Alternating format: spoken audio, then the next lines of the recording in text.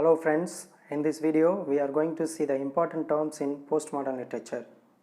Postmodern literature covers a wide range of concepts and ideas that is characterized by such literary terms which often thematizes both historical and political. Though the postmodern literature has its precursors like Cervantes, Lawrence Stern and Jacques Kerouac, it was particularly developed in 1960s and 70s. Okay, let's see the terms in postmodern literature. First we see metafiction. The term metafiction was coined by William H. Cass in his book Fiction and the Figures of Life. Metafiction is a form of fiction that reminds the reader to be aware. In other words, it reminds the reader whether they are reading or viewing a fictional work. It is a self-conscious about language, literary form, and storytelling. It exposes the relationship between literature and reality, life and art. And if you want to know more about metafiction, must read Lawrence Stern's Tristram Shandy and Jasper Ford's The Eyre Affair. Next we see unreliable narration. Before we see unreliable narration, we must know the meaning of the word unreliable. The word unreliable is an adjective word which means not able to be relied upon. In other words, undependable or untrustworthy. Okay, come to the point. The term unreliable narration was coined by Yann Martel in the year 1961 in his book The Rhetoric of Fiction. Unreliable narrations can be found in fiction and film where we can see narrators range from childhood to mature in first-person narration. Okay, now I tell you how unreliable narration is applied in literature. Take for example Life of Pi, a famous novel by Yann Martel.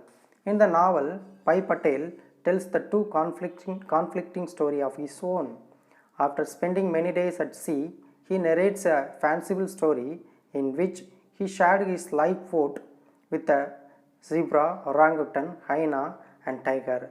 The animal hyena in the lifeboat killed the zebra and orangutan, and later the tiger killed the hyena. And the second story begins with the rescuers in the novel. When the rescuers questioned his story, he provides a darker side of his experience with believable events. He started to narrate the story in which a sailor and Pai Patel's mother are murdered by the ship's cook, and later Pai Patel killed the cook and ate him to survive. The rescuers in the novel find out that the animals in the first story could be the allegories for the people in the second story. At last, Pai Patel pointed out that neither story is provable. Both the stories have same result, and the rescuers decided to believe the story featuring the animals because it is a better story.